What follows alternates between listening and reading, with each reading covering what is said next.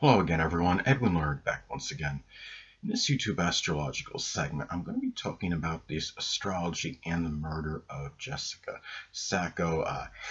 Some of you may have heard about this. This happened back in 2012, where a young woman by the name of Jessica Sacco was brutally murdered. She was dismembered, body was dismembered, and I just wanted to talk about some placements in the natal chart and in transits she had at this time that may have been tied into this. And the thing about this is, first off, what I want to say regarding her chart is that, okay, she was a sun in Virgo and a moon in Sagittarius. She was born on August 28th, 1990, Santa Clara, California.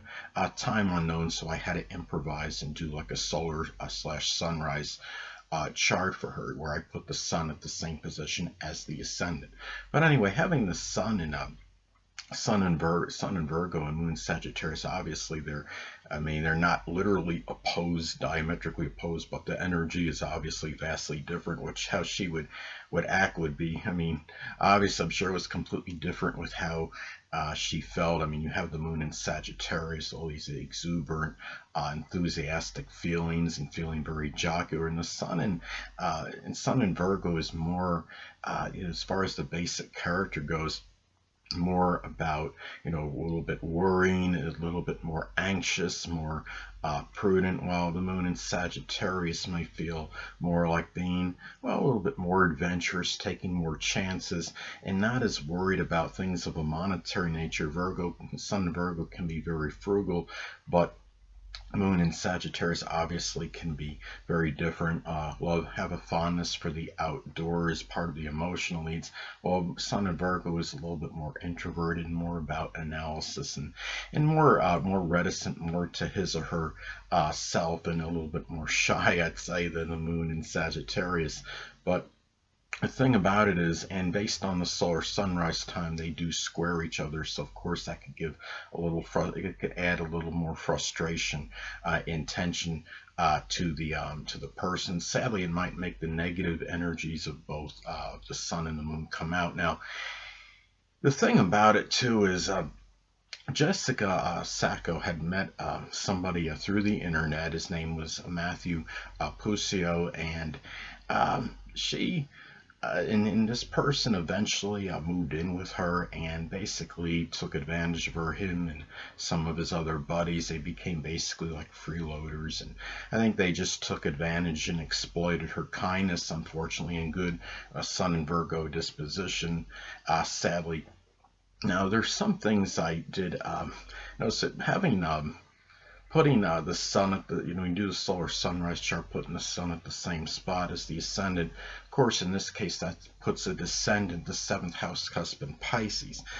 So what that tells me is that there was, as far as relationships go and others, there may have been certain gullibility or impressionability, and really, and there's a strong risk for betrayal in dealing with people in relationships that may be very deceptive and duplicitous. And the thing about it too is, looking at this, is that even though, she has the sun in Virgo, and sun in Virgo, the basic nature, it could be really about really being very discerning, being very punctilious with details. But unfortunately, when you have, when you, if you, in this case, having in the solar sunrise chart Pisces on the descendant, that could indicate not always seeing the fine print in your relationships, whether relationships, significant other, close friendships. And the thing about this too is that I noticed in her chart, there's some things that I'm going to take note of that are more significant in terms of who she got involved with, and some of this energy that led up to this murder, unfortunately. Now, Venus, in her chart, she has Venus square Pluto. Now, when you have Venus square Pluto in your natal chart, this could be, one obvious thing is that it can be susceptibility to being manipulated by your lover. It can be through, in some cases, this could be battles. There could be power struggles in a relationship, control issues in a relationship. There may be dealing with coercion or dictatorial tendencies from a lover as well. And her having Venus in Leo, I mean, Venus in Leo in some cases can be about the enjoyment of being the dominant one, about through domination. But the problem is she has that square to the Pluto, so at the same time she might have been having issues where maybe somebody was controlling her, or as far as relationships go. And she also has, and that Venus is also in the 12th house of self-undoing. So this could have manifested being Venus in Leo. In that 12th house of self-undoing, it could manifest perhaps in extravagant spending, could be one's self-undoing, the enjoyment of generosity. She probably was a little bit more extravagant than the typical Sun in Virgo, having the Venus in Leo. And also, too, I noticed that in the solar sunrise chart, she has a preponderance of planets below the horizon. 7 of the 10 planets fell in the bottom half of the chart, and 8 of the 12 major astrological influences, what I consider the major astrological influences, the 10 planets ascendant in midheaven, are in feminine signs. So it tells me that she's probably was very insular, very introspective and introverted, as opposed to being gregarious and extroverted. And the thing about that, what it tells me, is she probably really became exasperated when she had these people slowly filtering into her home. And the home, when I saw this on the Web of Lies episode, I mean, these people were just like trashing the place and leaving it very disheveled. And having a Sun in Virgo, she probably abhorred that, because Virgo people are often very organized, very neat, very meticulous about where things are placed in their home, etc. Another thing that I noticed too, now going back, okay, she had Pisces on the 7th house cusp, which could indicate duplicity and deception in relationships. Sometimes, sadly, this can bring them around, draw people that might be involved in drugs or alcohol. I'm sure at least one of those people that were in the home were involved in one or both of those things. And also, too, in the solar sunrise chart, she had Neptune and Uranus conjunct in the 5th house cusp. Now, Uranus conjunct Neptune right there can suggest dealing with things that are deceptive on the internet. And now it falls in the 5th house of love and romance. So this tells me this is the indicator of that love, so-called love, from the internet, from being on that computer, but also treachery and betrayal and connection with that.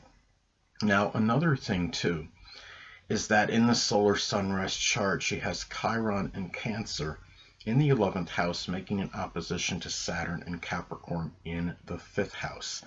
Now, the thing about this is how this might have manifested with her. Remember that Chiron can be about emotional, physical suffering. When you have Chiron in Cancer in the 11th, can indicate dealing with some suffering, some tribulation, emotional wounds, dealing with very needy, clingy, dependent friends, acquaintances. Now that made an opposition to the Saturn in Capricorn in the 5th house. Now that could, in this case, that could oppose her responsibility to her own fun, amusement, and enjoyment. That this was adversarial toward her really enjoying herself and having fun in her life. Saturn in the 5th house by itself could indicate certain restrictions in your fun, your amusement, and enjoyment. It could be where there could be a little bit of a clamp on that. So anyway, now another thing, and also dealing with sorrow and despondent issues in matters of the heart and love is another way that can manifest and pan out. Now, another thing too, looking at this, is that I think she might have had certain issues as far as communication. Now, don't get me wrong. Mercury in Virgo is in its dignity, but she has it retrograde. Mercury in Virgo can be the mind can be very systematic and methodical, and be able to see very and be very detail oriented. But the fact it was retrograde suggests that it might have taken a little longer to see the fine print for her and things. It might have taken more analysis and more review to do so. Hold on a moment, people.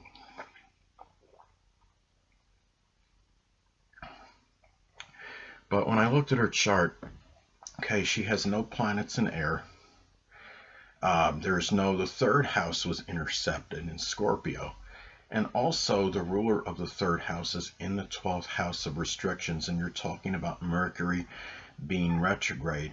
Now, the third house being intercepted in Scorpio, I think that's interesting. So, that could have manifested in maybe having difficulty going beyond the surface, going beyond what was superficial in communications, in her thinking, maybe having trouble going deep into certain matters, thinking more deeply about things, matters with her communications, and and the thing too is that when I look at this as well, Pluto in the third house could be about being manipulated in communications and have to be really guarded as far as that goes. And to me, another thing what I noticed too, I mean, then having the ruler of the third house and the 12th house can indicate certain restrictions and limitations in your communications as well. And I think another thing too is when I looked at the chart when I did the solar sunrise chart for her, is that it put Pisces at 29 degrees on the eighth house cusp. Now, as many of you may know, 29 degrees Pisces is right by the fixed star sheet, and the fixed star sheet can be about things that are catastrophic or strong tribulation, even murder in some cases. And sure enough, she was murdered. 29 degrees can be a critical degree in astrology as well. And it could be crisis oriented. You have 29 degrees Pisces on the eighth house cusp. This could manifest in some cases about tremendous, full culmination of the sign, tremendous self-sacrificing energy in matters with moral, emotional, monetary support. And the fact that it's 29 degrees again could be crisis oriented. The fact that she might have been very giving and showed a lot of altruism in terms of surrendering her own resources to benefit others. It might have put her in a situation where it was crisis ridden, where she might have had a number of times where she was running out of money and resources. 29 degrees on the eighth house cusp, of course, puts 29 degrees Virgo on the second house cusp. Of course, that is crisis oriented degree again, and you're talking about 29 degrees Virgo on the second house cusp, which could be a lot of a tremendous worrying about monetary matters and your own, the things that you own, your possessions, and could be crisis oriented, and having to constantly do what you can to stretch the dollar, so to speak, being in frugal Virgo. So it shows a lot of it could be 29 degrees, again, the full culmination or energy of the sign.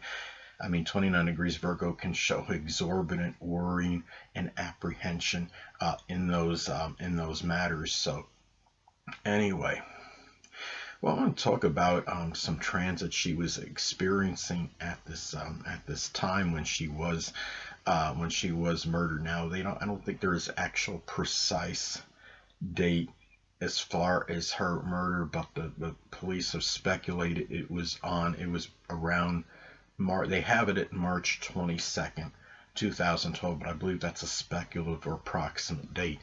However, on March 22nd, 2012, you had a new moon in Aries take place, in volatile Aries, and that would have fallen in that eighth house in the solar sunrise chart. Of course, Aries could be tied in with things that are volatile and truculent. You're talking about the eighth house.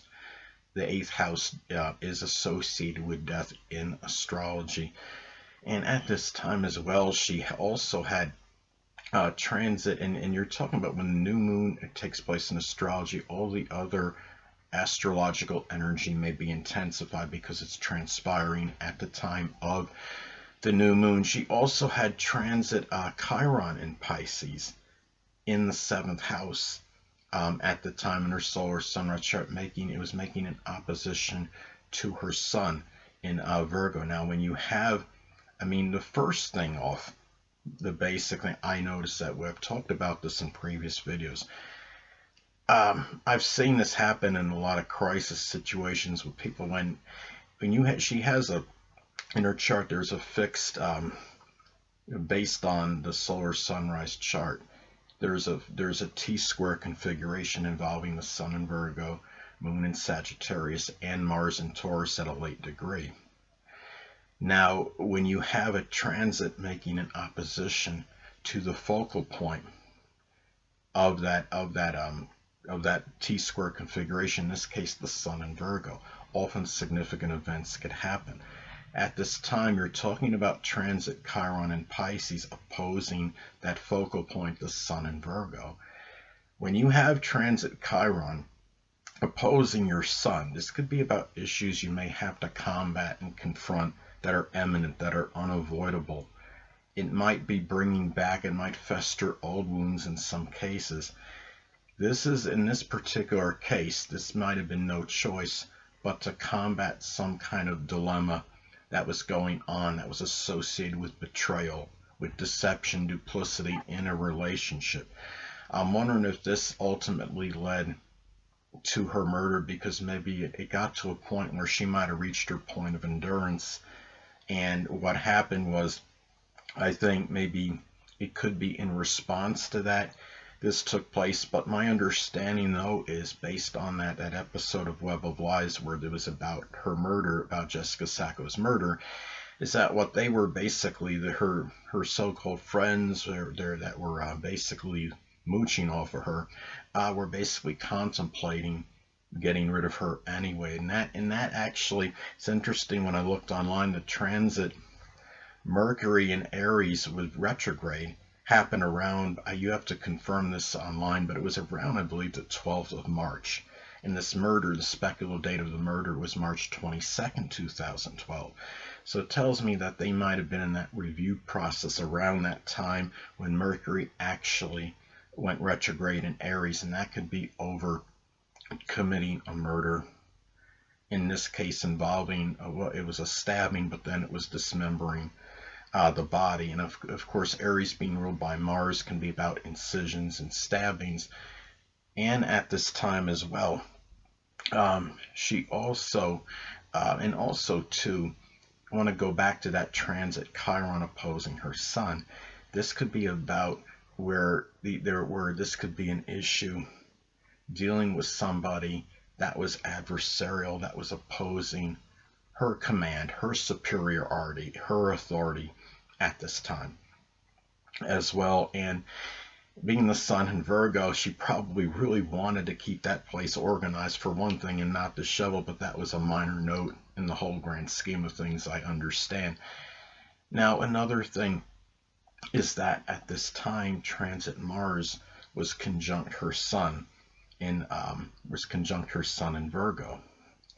And remember that the Sun could be connected with the physical body. Yes, the ascendant can dominate the appearance, and it's more associated with the physical body in astrology, but the Sun can play a role as well, and it's also our vitality, our energy. Transit Mars hitting the Sun at this time could indicate a volatile action on the physical body. And she was stabbed in the abdomen, at least according to what Matthew Puccio had said.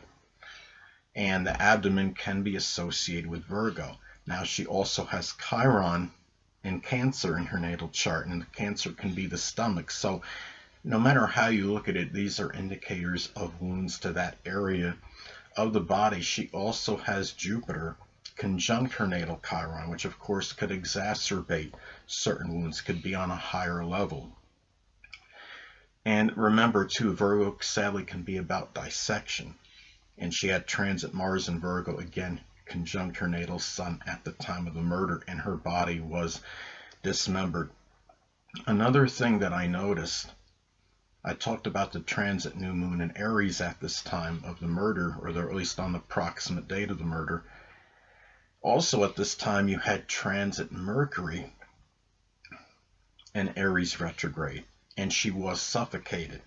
And of course, Mercury going the other way can be an indicator of about losing your breath, basically, about breathing issues, sadly. And it was in that transit fell in her 8th house of death in the solar sunrise chart. So anyway, really don't have too much more to say about this and her chart, but it's just a sad, very sad, tragic situation. And anyway, people, this is Edwin Learnard, and until next time, stay well.